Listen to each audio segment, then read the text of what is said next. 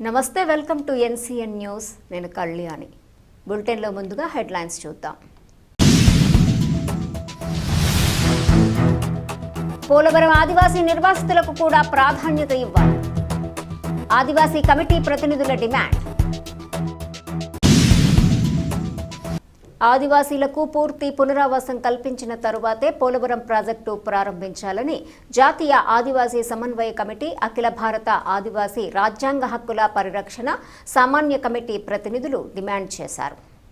Media ప్రతినిధుల సమావేశంలో విశ్రాంత డీజీపీ, ఆదివాసీ నాయకులు డాక్టర్ జె పూర్ణచంద్రరావు, జాతీయ ఆదివాసీ హక్కుల కమిటీ చైర్మన్, మాజీ జెడ్పీ చైర్మన్, మాజీ ఎంపీటీసీ చందా లింగయ్య దొర, మాజీ ఎమ్మెల్యే, జాతీయ ఆదివాసీ సామాన్య కమిటీ కన్వీనర్ రాజారావు, మాజీ ఎమ్మెల్యే, జాతీయ ఆదివాసీ సమన్వయ కమిటీ చైర్మన్, ఆంధ్రప్రదేశ్ మాజీ ఎంపీటీసీ కోలక లక్ష్మణమూర్తి తదితరులు మాట్లాడారు.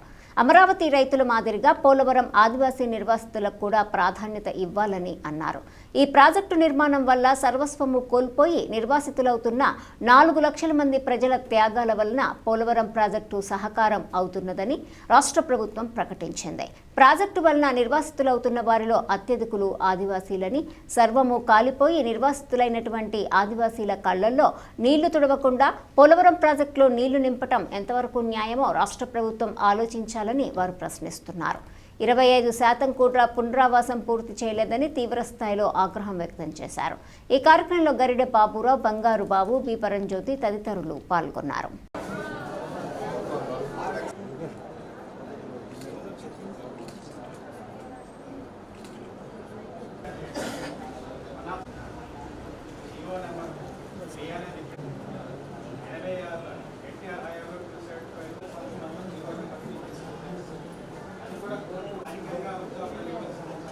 మీడియా వారికి ధన్యవాదాలు, నమస్కారాల కన్నా ధన్యవాదాలు చెప్పదలుచున్నాను. ఎందుకంటే మీలాగా ఎవరు ఇంత రెస్పాండ్ కాలేదు.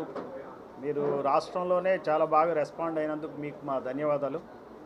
అయితే ఈ రోజున ఇక్కడ మనం జాతీయ ఆదివాసీ సమన్వయ కమిటీ తరపున ఈ రోజున పోలవరం ముంపు బాధితుల యొక్క సభ నిర్వహిస్తున్నాం.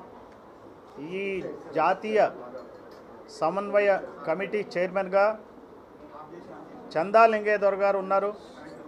ఆయన ఎక్స్ఎమ్మెల్యే గురించి ఆయన పోరాడారు. అయితే తెలంగాణ పోరాటానికి దానికి వచ్చినటువంటి మరి కొన్ని కారణాల వలన ఆ రోజున ఆ పోరాటం ముందుకు సాగలేదు. అయితే ఈ రోజున ఆదివాసీల పరిస్థితులు ఎట్లున్నాయంటే, ఆదివాసీల యొక్క ఐడెంటిటీ, వాళ్ళ యొక్క అస్తిత్వం, వాళ్ళు ఎవరు అనేది ఈ ప్రపంచం మర్చిపోయే పరిస్థితి ఉంది. కాబట్టి ఆయన నేతృత్వంలో జాతీయ స్థాయిలో ఆదివాసీ ప్రాంతాల ప్రత్యేక రాష్ట్రానికి ఆయన ఉద్యమానికి తెరదీశారు చందా లింగయ్య దొర గారు. ఆయనతో పాటుగా జాతీయ కన్వీనర్గా లకే రాజారావు గారు, మాజీ ఎమ్మెల్యే పాడేరు వారున్నారు. వారి ఆధ్వర్యంలో ఆంధ్రప్రదేశ్లో, దేశంలో కూడా ఈ ఉద్యమం జరుగుతుంది.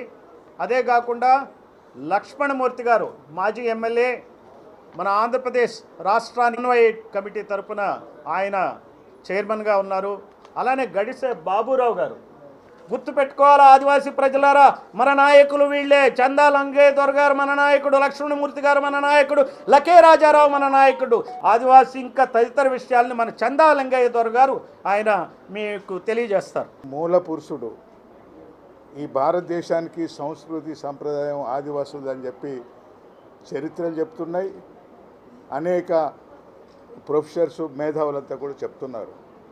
కానీ ఆదివాసీ మూల పురుషులు అనేవాళ్ళు అడవులలో, నదీ తీరాలలో, ప్రత్యేక ప్రాంతంలో ఉన్నటువంటి ఆదివాసులకి రాజ్యాంగ హక్కులు ఎన్ని కల్పించినా కూడా వాటికి రక్షణ లేదు. భారత రాజ్యాంగం 5th షెడ్యూల్, 6th షెడ్యూల్ ప్రాంతం విడగొట్టి ఆనాడు బ్రిటిష్ కాలంలో పోరాటం చేసినటువంటి అల్లూరు సీతారామరాజు, గంటన దొర, మల్లు దొర, రామన్న పడాలు, కొమరం భీము, బిర్సా ముండా అనేక మంది ప్రాణ త్యాగాలతోని ఒక ప్రత్యేక ఆదివాసీ ప్రాంతంగా గుర్తించి జల్ జంగల్ జమీన్ అనేటువంటి చట్టాలు చేసి మీకే సర్వ అధికారం అని చెప్పి ఇస్తే, ఇప్పుడు జల్ లేదు, జంగల్ లేదు, జమీన్ లేదు, ఆదివాసులు ఉనికి కూడా లేదు. ఆదివాసి యొక్క మనుగడ కూడా లేని పరిస్థితిలో ఏర్పడ్డది. వాస్తవంగా గోదావరి తీరంలో ఉన్నటువంటి ఆదివాసులు 4 రాష్ట్రాల్లో తెలంగాణ, ఆంధ్ర, ఛత్తీస్గఢ్, ఒరిస్సా ఈ రాష్ట్రాల్లో ఉన్నటువంటి ఆదివాసీ ప్రాంతాలన్నీ కూడా ఈ యొక్క పోలవరం ప్రాజెక్టు కట్టడం వలన జలమయం అయిపోతున్నాయి. తక్షణమే మా ఆదివాసీ ఈ యొక్క పోలవరం ఏదైతే ముంపు ప్రాంతంలో ఉన్న ప్రజలు 4 లక్షల మందికి రక్షణ కల్పించి వాళ్ళ జీవన విధానాన్ని పురోగతించడానికి అవకాశం కల్పించుకోవాలని ఈ సందర్భంగా మనవి చేస్తూ దేశంలో మరో ఉద్యమం ఈ యొక్క ఆదివాసీ ప్రాంతం అంతా ప్రత్యేక రాష్ట్ర డిమాండ్ కూడా తీసుకొచ్చి మా ఊళ్ళో మా రాజ్యం స్థాపిస్తామని చెప్పి ఈ సందర్భంగా మనవి చేస్తూ జంగిల్ జమీన్ అంటే అడవి భూమి నీళ్లు మాది అని చెప్పి మా ఊర్లో మా రాజ్యం అని చెప్పేసి కొమరం భీం బిర్సా ముండా ఆదివాసీ నాయకులు పోరాడితే ఈరోజు అనేక రకాలైన చట్టాలు వచ్చాయి. ఫారెస్ట్ చట్టం, ఫారెస్ట్ హక్కుల చట్టం వచ్చింది, పేసా చట్టం వచ్చింది, 107 చట్టం వచ్చింది. అనేక రకాలైన చట్టాలు ఉన్నా కానీ ఏ చట్టము అమలు జరగడం లేదు. కాబట్టి ఇక్కడ మా ఆదివాసులు ఏం భావిస్తున్నారంటే ఆదివాసులకు స్వతంత్రం రాలేదు. మా ప్రత్యేక రాష్ట్రం డిమాండ్తో ఈ ఉద్యమం మళ్ళీ మొదటి దేశవ్యాప్తంగా ముందుకు వస్తుంది. ఆ ప్రత్యేక రాష్ట్రం సాధించుకున్న రోజునే మా ప్రాంతాన్ని మేము పరిపాలించుకోవాలి. మా ఊర్లో మా రాజ్యం ఉన్నప్పుడే మాకు న్యాయం జరిగే అవకాశం ఉంది, మా చట్టాలు అమలు జరగడానికి అవకాశం ఉంటుంది.